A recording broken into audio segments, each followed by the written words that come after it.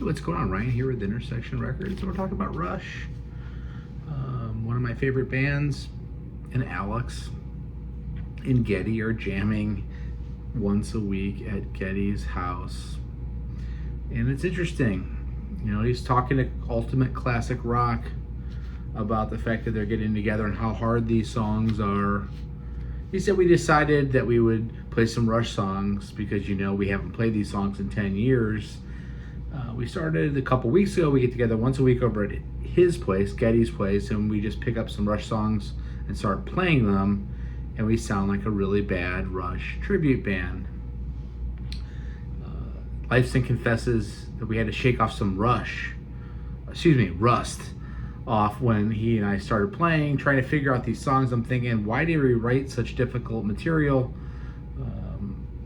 Why is this so hard? He says, after about 3 runs through, muscle memory starts to kick in and you can kind of get through these songs. Thank God I did make it simpler than it felt at first. He adds, perhaps unnecessarily, by the way, Rush songs are hard, so our fingers are getting limber and the calluses are starting to build up again. Although they are playing together, he suggests that we shouldn't get too excited.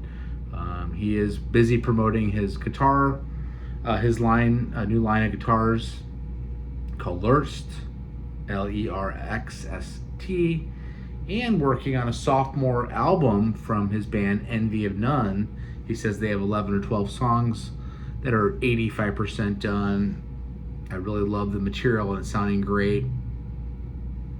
He said instead he and Geddy their only goal is to have as much fun as they did 50 years ago. He says, I'm 70. It's not easy to get my fingers to do what my brain tells it.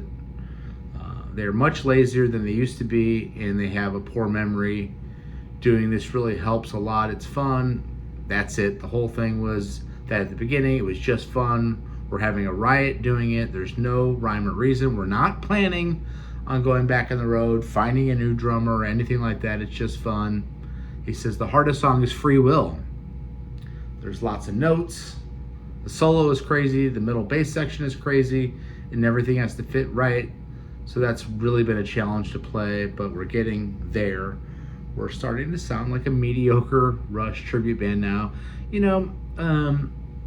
It's fun to hear them talking about jamming. A lot of us get together and try to jam on Rush songs, and it is hard.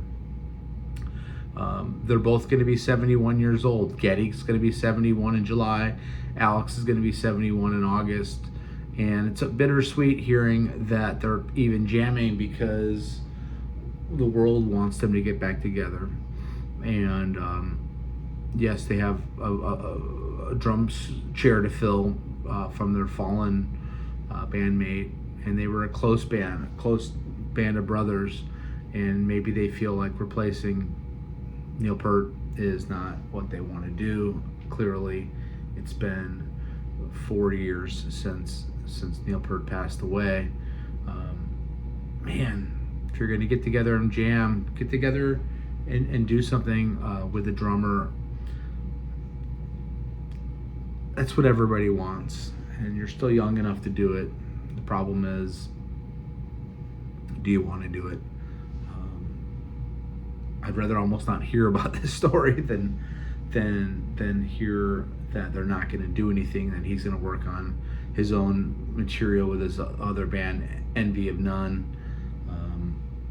That means not as nearly as much as Rush getting back together. What drummer would they get? I mean, Danny Carey. They got together back in 22 for Taylor Hawkins tribute concerts, and sounded good with some different drummers, with Dave Grohl, with Danny Carey. I think Omar Hakim played. Maybe there was another drummer that had played. Anyway, those are just my thoughts. Would love to hear that these jams lead to something more, and that they could be doing something in later 24, 25. Certainly we are now through the 50th anniversary. This is the 50th anniversary of Rush, 1974. First album, I believe, was 74. Anyway, check out my channel, subscribe. We're 8 subscribers away from 1,000. Be Be that 1,000th subscriber for me. I do shows every day. We talk good music every single day. Peace out. See you.